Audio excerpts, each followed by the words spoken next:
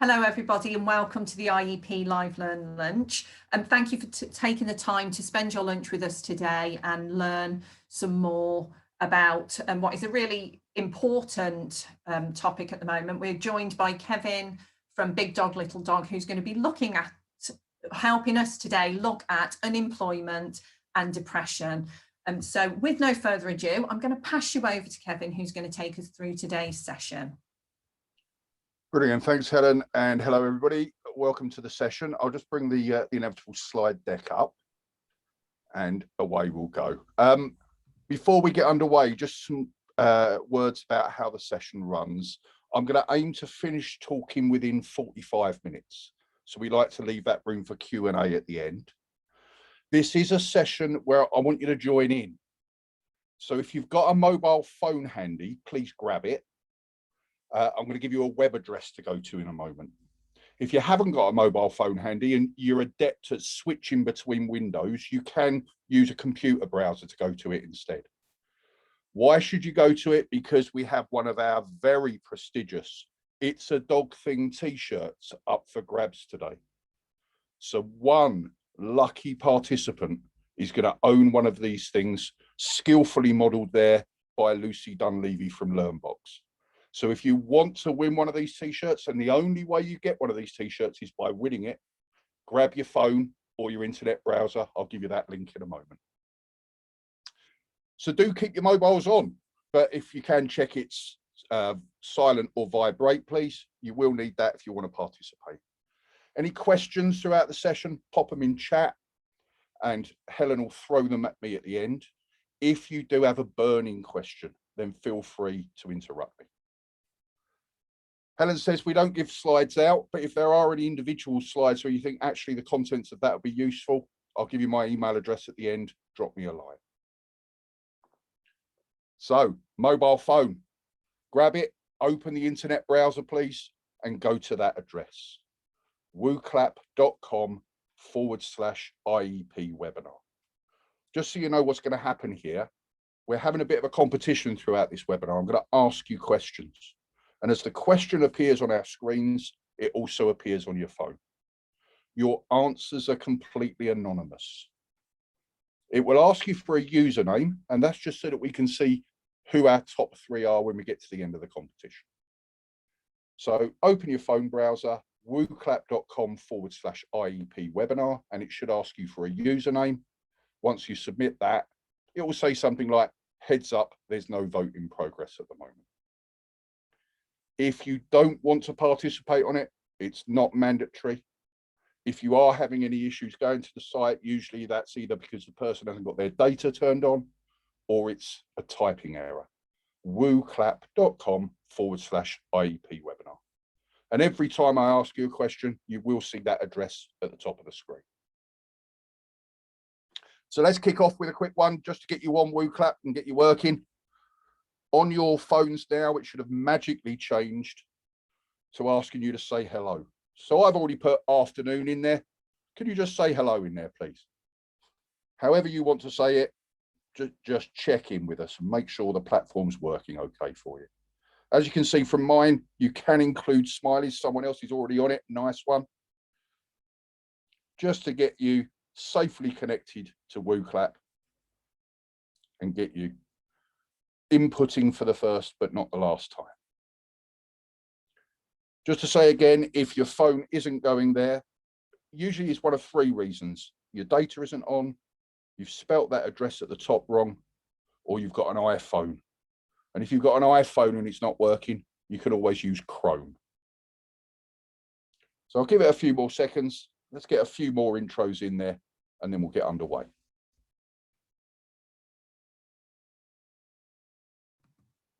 I didn't realise, Kev, that there was going to be a competition. I'm assuming I can't win it because I'm the producer, and I'm devastated because I want a t-shirt. I'm going to have to work harder and attend a different session, aren't I? I think you should participate in the quiz, but if you win it, I'll graciously step down. I will. Yeah, I'll just have to attend a different session and win a t-shirt a different way. Yeah, or watch us on LinkedIn and Twitter because we do competitions on there as well. Yeah, definitely. Okay, I'm going to move us on. and say properly good afternoon. If you've not heard of us before, Big Dog, Little Dog, we're a two-person mental health training company. I'm the big one, a guy called Bob Kitchen is the little one. This is what we do for a living. We deliver a whole load of mental health training. 95% of our time is spent delivering training, 5% in helping employers improve mental health in the workplace. Key for you as an audience group is to know that we've both run welfare to work providers. In fact, that's how me and the little one met when we were rival chief execs and we become mates. We reached the grand old age of 50, decided to quit the rat race and do this for a living instead. Would you believe we're very busy at the moment? Who would have thunk during a pandemic, mental health training is very popular. And we deliver all sorts of stuff from mental health first aid to more bespoke things.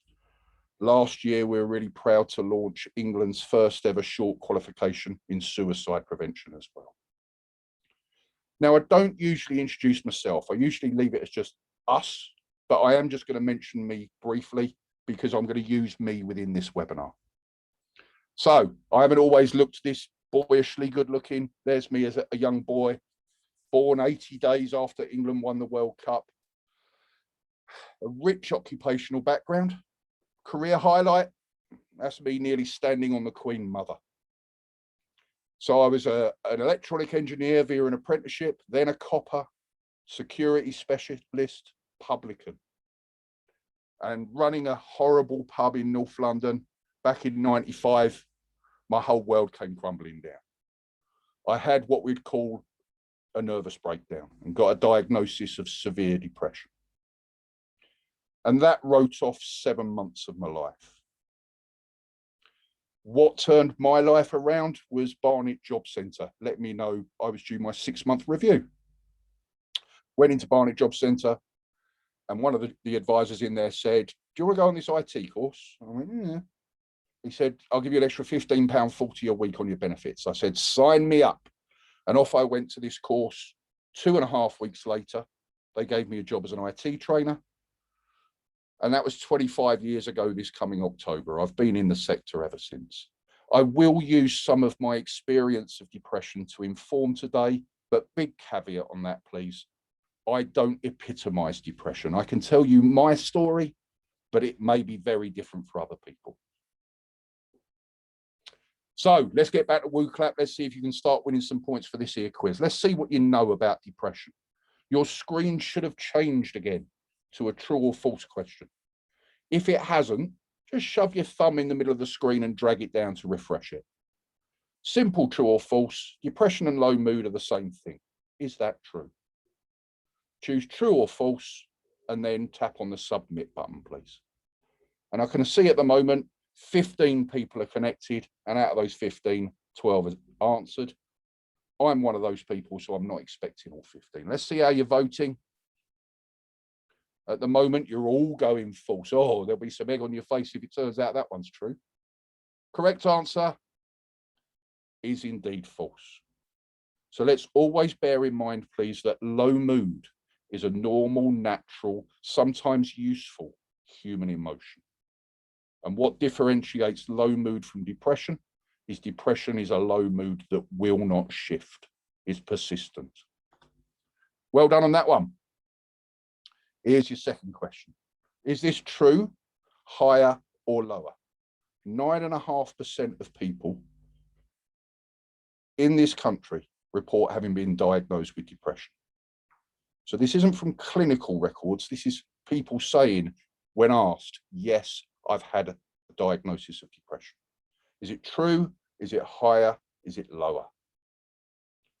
So about 1 in 10 adults. Got you thinking on this one. You've slowed down your speed of response. Let's see if we can get up to the 12 responses again. So we're at 9 at the moment.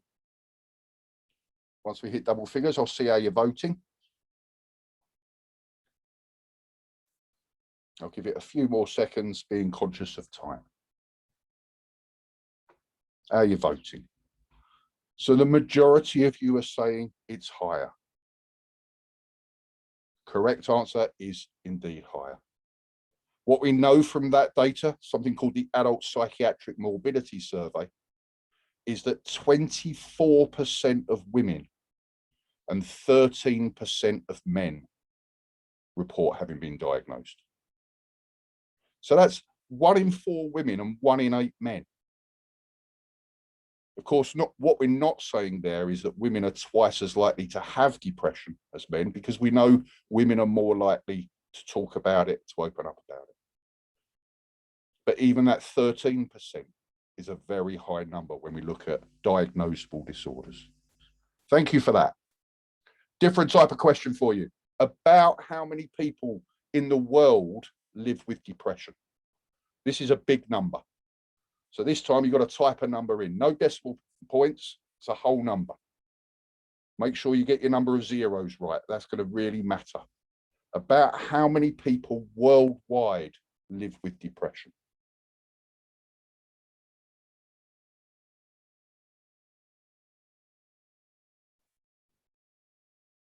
Got my first answer in. Couple of answers. Here we go. My bar's creeping up.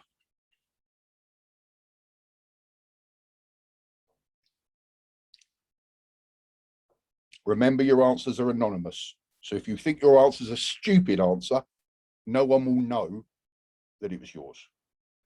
That username at the beginning is purely so that we can see who wins the competition.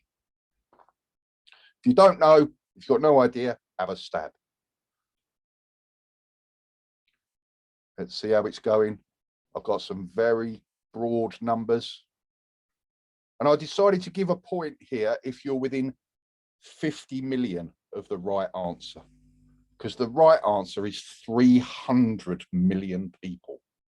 According to the World Health Organization, about 300 million people in the world live with depression. Bit of context for that, that's not far off of the entire population of the United States of America. Thank you for that. Last one. How long, on average, does depression last? I need you to choose 2 numbers, a smaller number, then a bigger number. X to Y months is the average episode of depression. So if you think it's between 3 and 5 months, put a 3 and a 5 in there. If you think it's 20 to 30 months, put those numbers in there. I'm after 2 numbers, the smaller number, then the bigger number.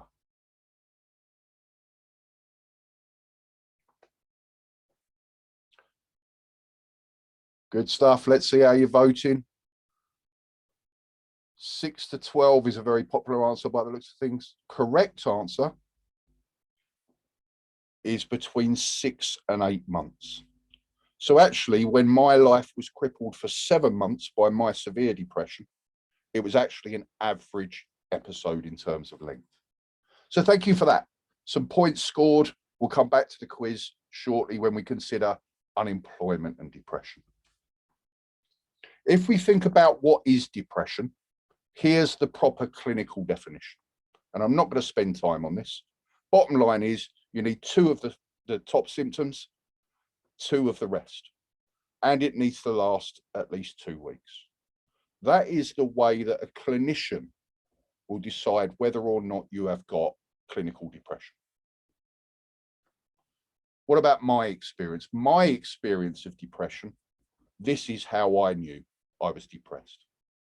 These are the 6 features that 26 years later still stick out in my mind. Apologies if you hear a little bit of background noise, by the way. I've just got a helicopter passing overhead.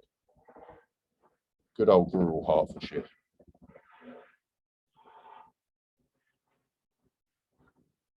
Now, the big one I really want to emphasize is that bottom one. Because when we don't have clinical depression, broadly speaking, we should be able to look at what's happening in life and say our mood will be approximately related to that. We often lose that link with depression, i.e., when I was at my worst, I could have won the lottery and my mood wouldn't have improved. And that's a key point to think about as we think about the customers we support. Okay, back to WooClap then. Let's see what you know about the links between unemployment and depression. Your screen should have magically refreshed again. Another true or false for you. Is it true that people who are unemployed for 3 months are 4 to 10 times more likely to experience depression? Is that true or false? I've rapidly got up to the standard 9 answers that I'm getting in most questions. Oh, we've jumped up to 11. Let's see how you're voting. You've all gone true. Correct answer is indeed true. Let's just digest that for a moment, please. At just 3 months of unemployment, I'm potentially 10 times more likely to develop depression than someone who isn't unemployed. That's quite a risk factor right there. Next one, different type of question for you now. When this data was last captured 7 years ago, when ESA was still around, universal credit hadn't gone live, what rate of ESA claimants reported having either depression and or anxiety? So just tap on your screen in one of those 4 numbers. It doesn't matter where in the number you tap, and then submit your answer, please.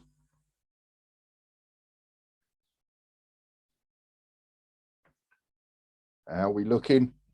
We've got good broad variety of taps. No one's gone for the lowest number.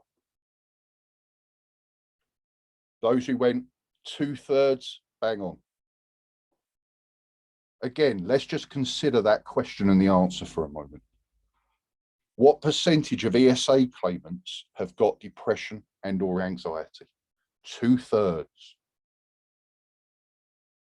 So you can roughly translate that stat to say, if you're on a health-related benefit, you're twice as likely to have a common mental health disorder than not have one.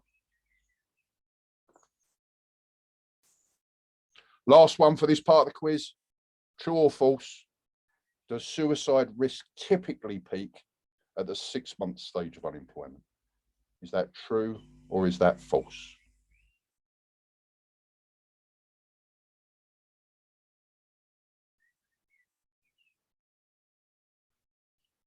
Eleven responses so far. I'll give it a few more seconds. There's number 12. While I'm just waiting to see if there's a 13th, there it is. Let me tell you, when this peak does happen, it doesn't reduce for anything up to 5 years. Let's see how you voted. I've split you on this one. Majority of you say true. Correct answer is false. The correct answer is that suicide risk typically peaks at just 1 month of unemployment. Just digest that for a moment, please.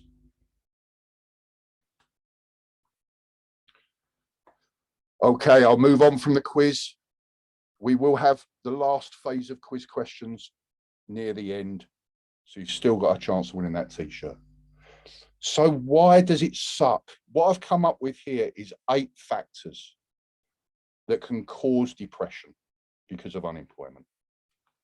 First up, you've all heard of empty nest syndrome, when that final child leaves the home. This is a peak risk for depression and suicide, where that adult has spent so many years being a parent, and then one day suddenly that reason for existence goes. Well, if that's true of the final child leaving the home, surely that's just as true about losing your job. Just considering for a moment how much your job defines who you are as a person. So I call it empty life syndrome. Second factor, the hunter-gatherer factor. The psychological damage caused by no longer being able to provide for the family. Seen particularly in men, but everybody can experience this. Knowing that my family have needs and I can no longer meet those needs has a psychological impact. And of course, it has a financial impact. And we know that people living in poverty are at far greater risk of developing mental health issues. Number 4 on my list, time. And please just take a moment to reflect on how much your work helps you manage your sense of time. If you've been on furlough in the last 16 months, I'm sure you've had times where what time of day it is seems a lot woolier. Think of when you've been on holiday and you're not quite sure what time of day because you haven't got work to say it's morning, there's lunchtime, here's afternoon. We only really know of weekends because that's when work stops. And if we haven't got work in our life, days of the week get muddled up.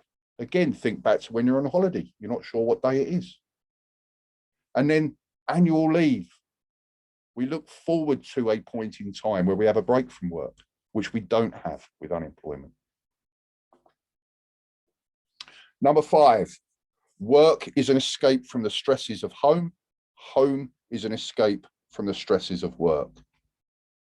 So if we lose all that and our life becomes more one-dimensional, we've got no escape when the stresses appear.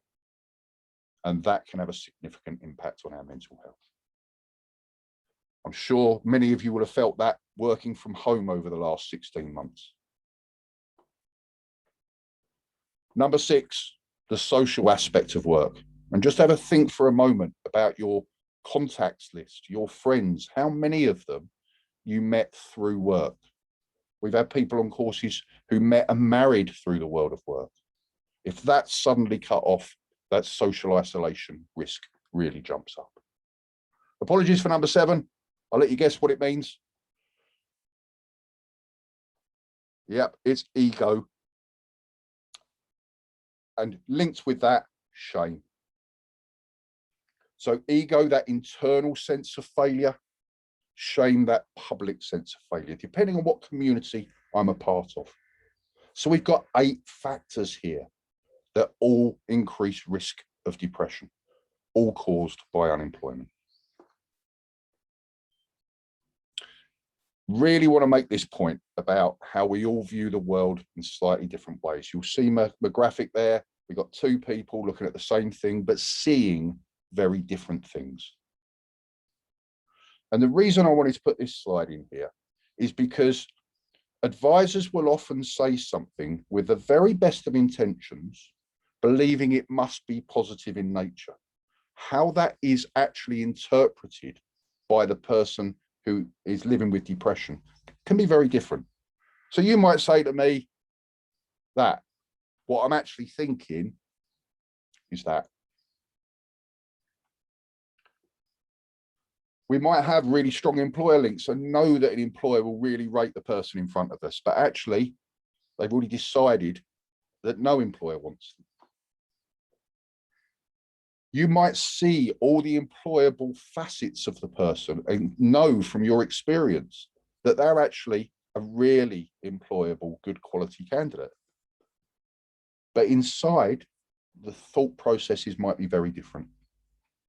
I remember this one pretty much at the 3-month stage of my unemployment, where instinctively I made the decision that no employer would want me now. Why would they? They've got far better candidates out there who haven't been unemployed for 3 months, who are ready to move from their current job into that job. Final example, we might have a very weak can-do attitude, but the person might have actually said, you know what, I'm accepting this low ceiling now. I'm accepting this life of misery as my new norm.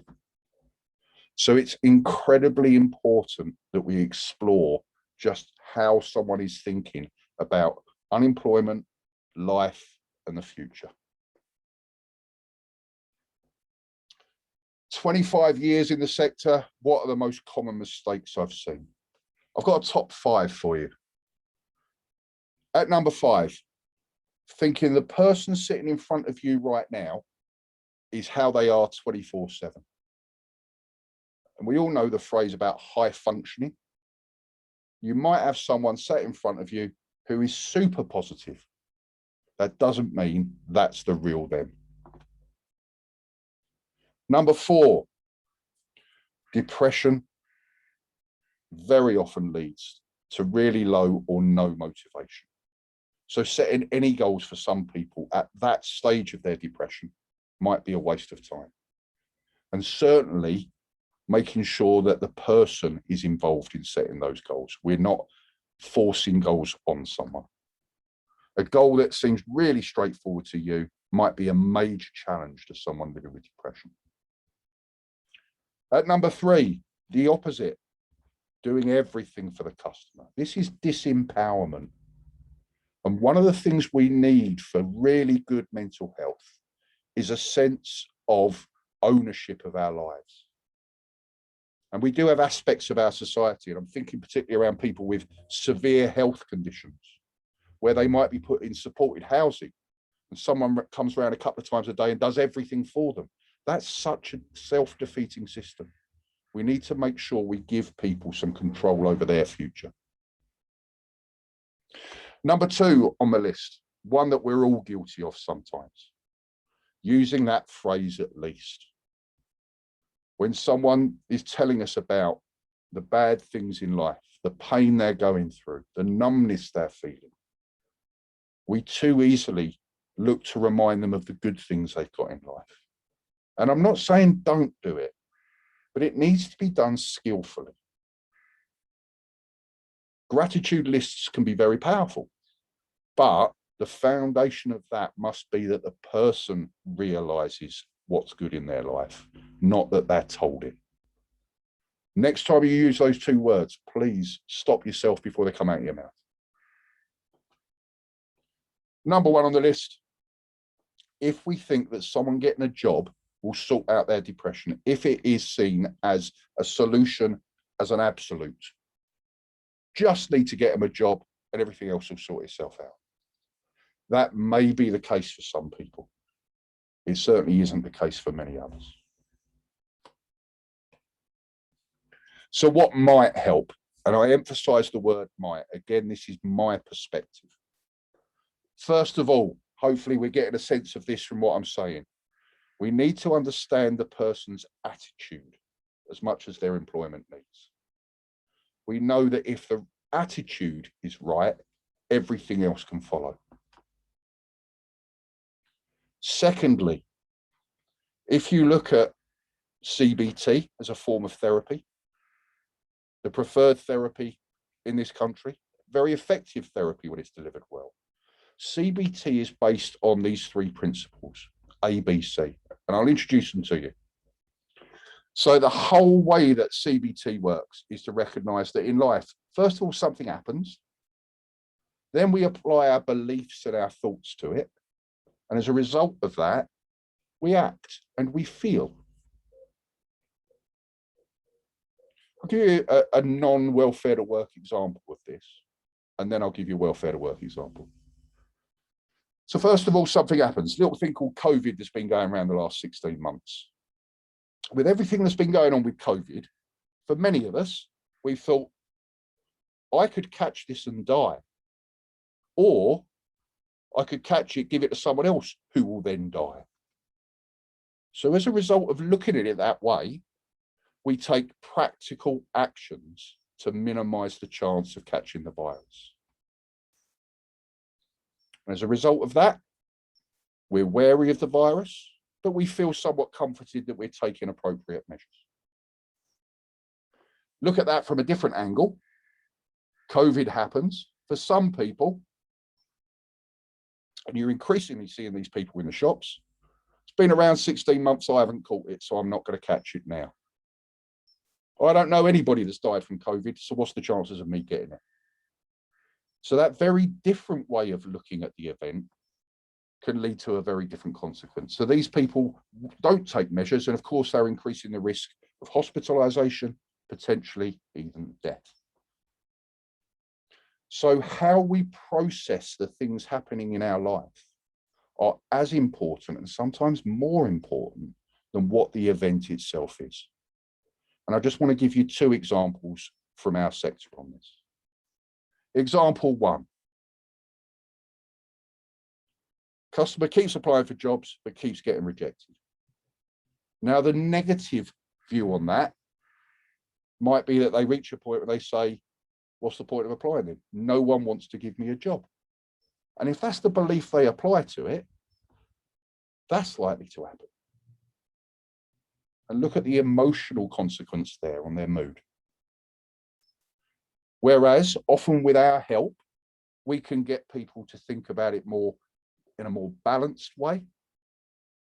And maybe this time I think, actually, let's have a look again at how I'm completing these applications. And because I'm taking that approach, I carry on going at it. I improve my applications, and guess what? Along comes a job. And what very different consequences we see there because of the different beliefs applied to the same activating event. Second example for you, I thought I'd give you an in-work example of this. So we place a customer in work. The whole of the first week, not once does their boss come over and give them any feedback. The negative beliefs applied to that, boss doesn't want to talk to me. The outcome of that, I don't feel as motivated, I stop doing the job as well, increasing the chances of being released from this job. Of course, with our intervention, talking to people, getting them to think wider than that, maybe there's a more balanced way of looking at the situation. I can see how busy my manager is. Maybe that's why they haven't spoken to me. I'll pick a moment to have a chat with them.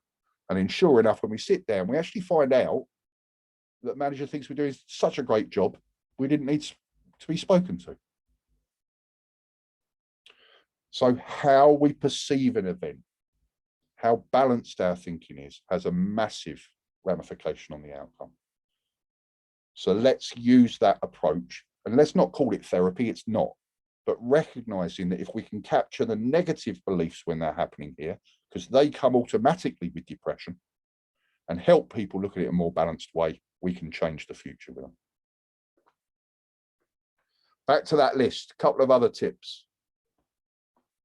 It's easy to look to go into superhero mode and transform someone's entire life. And it's often the eye-catching bits that we go for.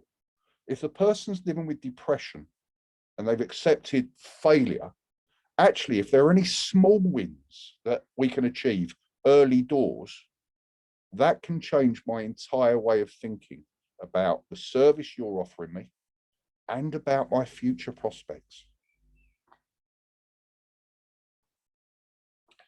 Let's understand what life looks like when they're not in our center. That empty life syndrome I'll come back to. How are they occupying their time? And more importantly, from my perspective, what's their mind like when you're not in it?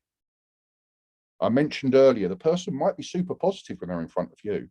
When they're sitting at home with junk TV on, what's the default thing that they're thinking about? What's the default view on the future? That's the real them that we need to get to and support. Finally, with a couple of Scottish people in the room, access your inner Alex Ferguson. So Alex Ferguson, once manager of Manchester United, said, I have 11 different players in the dressing room and I have to use 11 different management techniques. Understand what motivates the person in front of you. I'm a firm believer that everybody has got that little spark still in them. And our goal is to find that spark and find what can fan the flames and turn it into one of those. And we might need to use very different tactics. Some people respond well to compliments, some people challenges, some people discreet, some people direct. We need to suss out what their true motivators are. Just to mention a few useful support agencies, and then we're going to do the last stage of the quiz and deal with any questions. Just 4 organisations to mention. I'm bringing them up because most people don't understand what the Samaritans are about. The Samaritans are a 24/7 listening service. They're not just there for suicide crisis. They are there to listen to anyone who wants to talk about something. So please, let's make sure customers are aware of that. That if we've got someone sitting at home feeling miserable and they want someone to talk to, they can call that number and an anonymous stranger will shut up and listen to them. Let's make sure that's properly understood. A similar service is Shout. The difference between the two, as you can probably guess from the number there, is this is a text-based version of what Samaritans do. So if we have customers who want to get something off their chest, but they don't want to talk to someone, this is a great way where they can actually be listened to via SMS messaging. If you're not aware of Hub of Hope, a fantastic website, hubofhope.co.uk, an ever-growing directory of support services. So you can punch someone's postcode in there and see all of the direct and indirect mental health services in the local area, as well as national ones. You can filter it down by what their main concerns are. If it is depression, if it's domestic violence, if it's an eating disorder, you can filter the list down. So please do have a look at that website. Free to use, run by a charity called Chasing the Stigma. Finally, there is a rant I sometimes do about apps for our mental health. I'll save you the rant. Suffice to say, anyone can create and publish a mental health app. And there are a lot of ones out there that are ineffective, some that are actually downright dangerous. The NHS do operate a scheme where they approve apps for mental health, and currently there's only 15 of those approved. This is one of those 15. And it's a mood diary and tracker, plus lots more besides. A free to use app where people can actually monitor their mood and maybe identify their triggers to be able to manage their mood better. Okay, back to WooClap, please, for the final set of questions. You might need to refresh your screen. You might need to drag your thumb down on the screen for this to appear. We had this question earlier.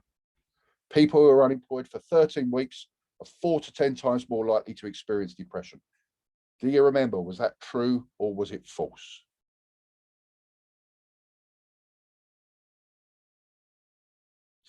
Eight responses so far. 9, 10. Let's see if we can get up to 13 again. I'm connected on 2 devices, so the most we could possibly get is 15. Let's just see how you're voting. The majority of you are saying true. I see I've statisticked you today. Some people are going, I can't remember with this one. The answer on that one was indeed true. At the 3-month stage, 4 to 10 times more likely to experience depression and or anxiety.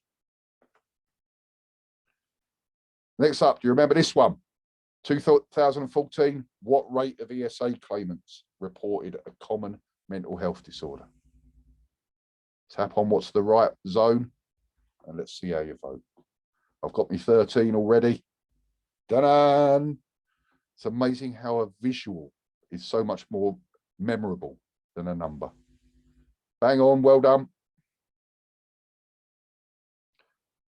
Little bit of typing for you to do. Get your spelling right, otherwise you won't score a point. What's the missing stage of the ABC model? Activated event, something, consequences. No need for any punctuation or anything, just type the word in. Get your spelling right, submit it.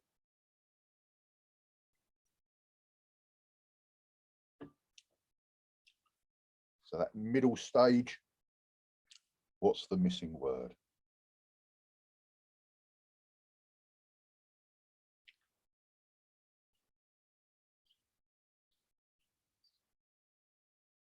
Give it a few more seconds. We've had 10 responses so far. We've been hitting 13 for the last few questions. So there might be some very slow typers. Might be people spell checking. Let's see how you're going. Let's see the right answer. Beliefs. Good stuff. Final question, unless we have to go to tie break. Different type of question for you now. Those 4 support services on your screen, for each one from the drop-down list, please choose its correct service. Which is which? So for all 4, choose the correct one and then hit the submit button.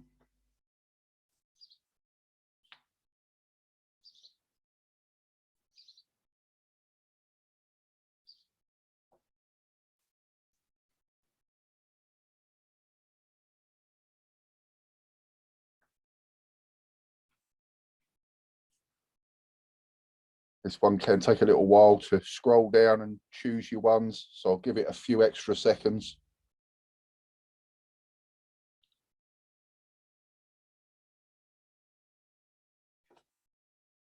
I'll give it 10 more seconds.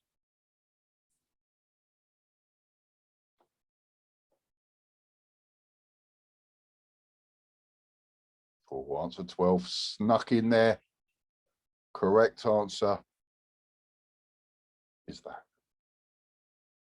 Okay, let's see. Before I end this and we go to questions, do we need a tie break?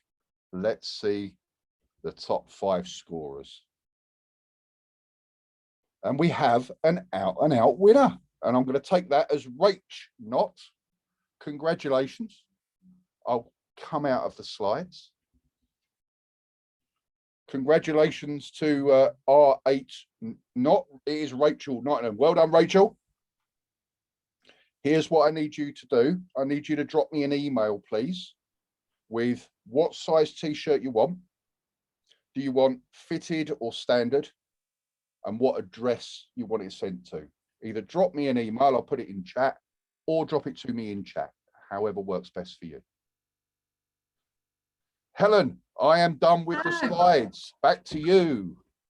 Back to me. We haven't got any questions yet. So does anyone have any questions for Kev while we have him here? It's been really quiet on the chat, but that's because you've had us really busy.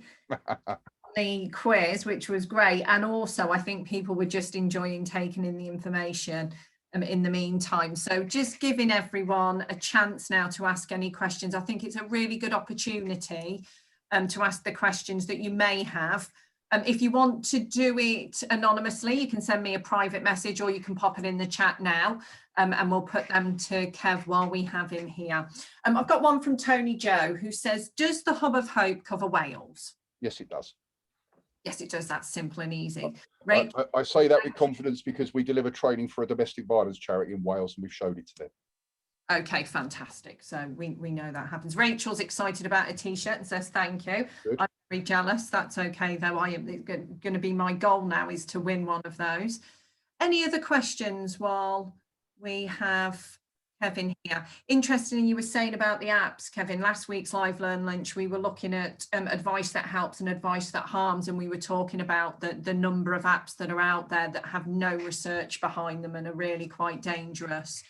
It's really important, I think, that we keep getting that message out to people that just because it's an app on the App Store doesn't mean it's necessarily gone through any quality. So okay, I'm going to add my rant in because you've taken this nicely in there. There's 3 things to say about apps for our mental health, all of which should set alarm bells for me. Number 1 is we know the majority of people choose an app for their mental health based on a review in the App Store, Google search result, or a friend recommends it.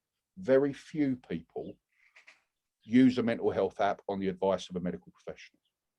But anyone can create a mental health app. And if you know what you're doing, you can generate reviews as well. So there's number 1.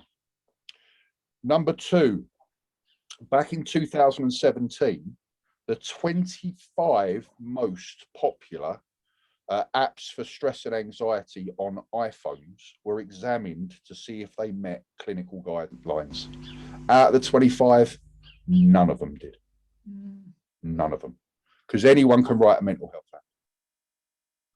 Third and scariest fact, I think, 3 separate bits of research. 1 into an app to support people living with bipolar disorder. 1 for people living with alcohol misuse issues, and 1 around the subject of suicide. Each of them were found to contain potentially harmful information because anyone can create a mental health app.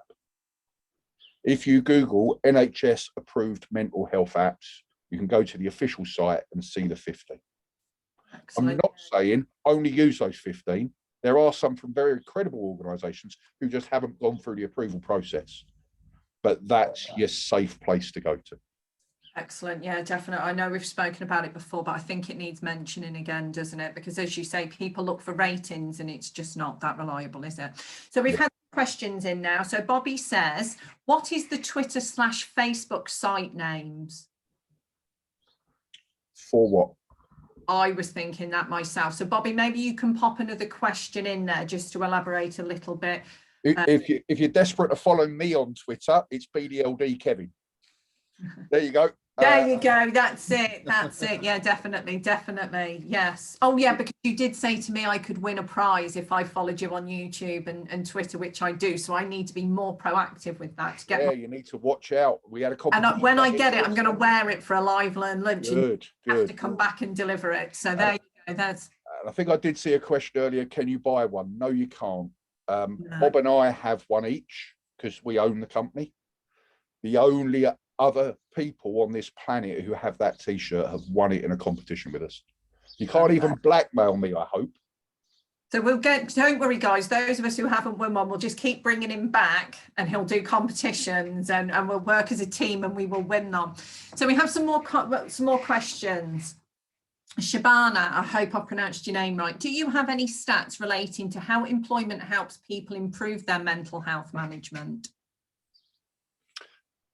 Yeah, I think there are definitely stats. If you Google employment as a health outcome, that is the official phrase to use, where the NHS use it as an actual metric.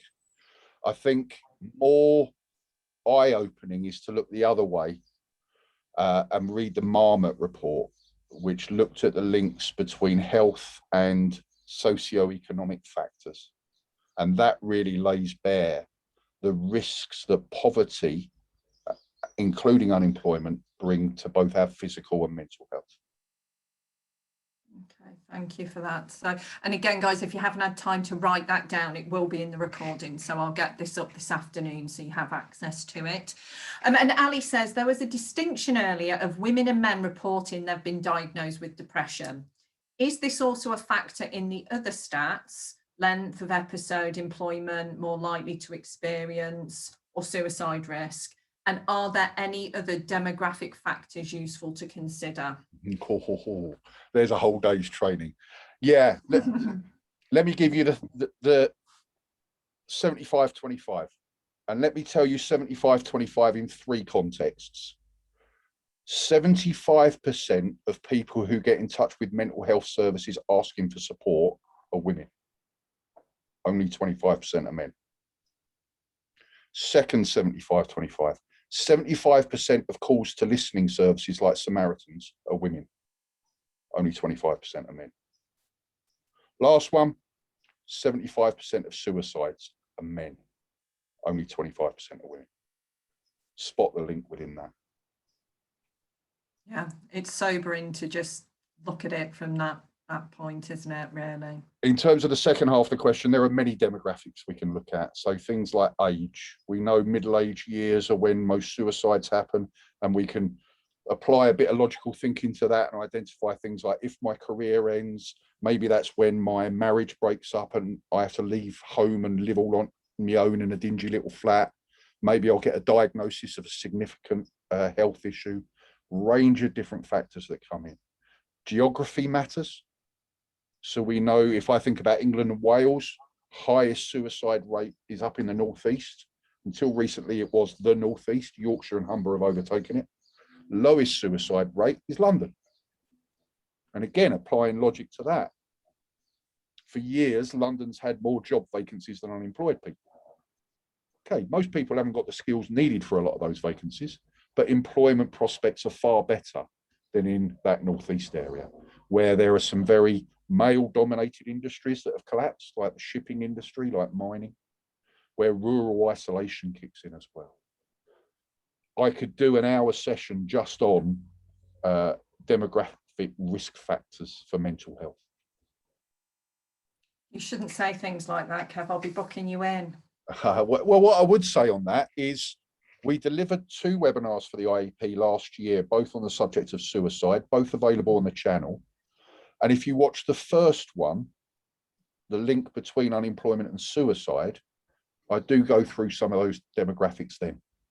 So do have a look at that. The second one talks about how are you as a provider set up to prevent suicide, react to a suicide attempt or an actual suicide, and deal with the aftermath. So do have a look, please. Yes, definitely. And it is on there. So do make sure you guys pop across and have a look at that. So Maureen says, have you any experience of using the access to work mental health support? So I'm guessing she would like to know, if you have, what your overall impression is. I haven't personally, because I work in an organisation of me and the little one. We're very much open about our mental health to each other, and we're very supportive of each other, and bless him, he is my listening ear. I have quite a few anecdotal pieces I've heard about the service. What would I say from that? First of all, I want to acknowledge that we have a dedicated access to work service for mental health, and I think we always need to keep that in our mind.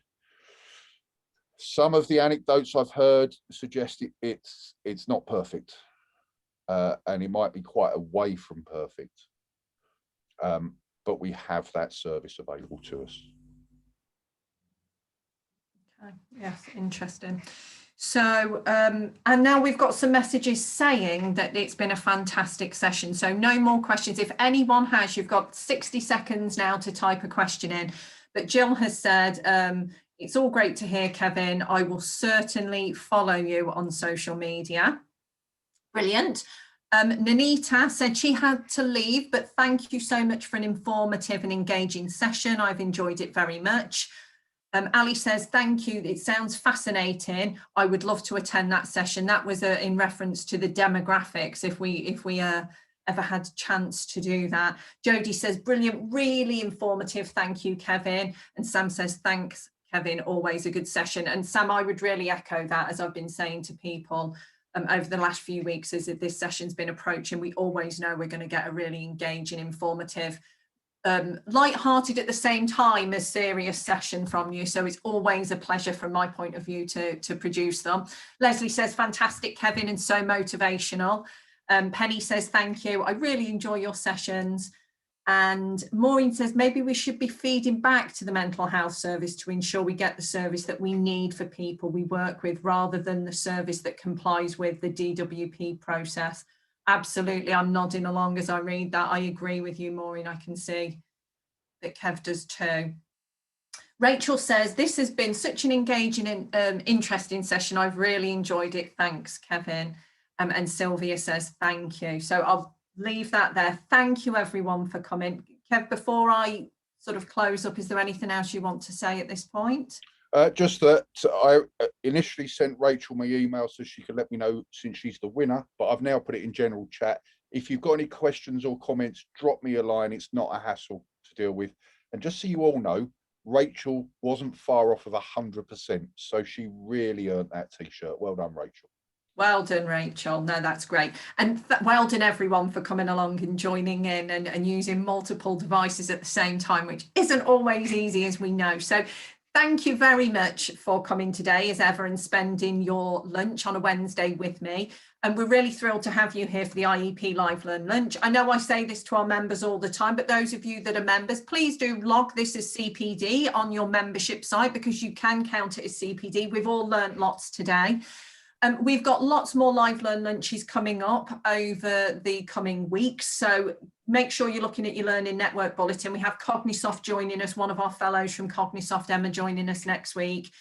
We have RNIB coming back in July, and lots more to come. We have Meraki Consulting that are going to be looking at things with us, and Mesmer, and too many to mention. I'm just going to signpost you to the Learning Network e-bulletin and the website to make sure that you are enrolling for them. So thanks again. It's lovely to see you. I hope you all get sunny weather before the end of the day and you all get a chance to enjoy it. I know personally, from a mental health point of view, for me, when the sun's out and I get outside and I can enjoy nature, it always gives me a boost. So that's what I will be doing as a step towards my mental health later today.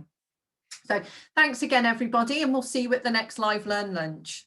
Thanks, everyone, and thank you, Helen. Bye-bye.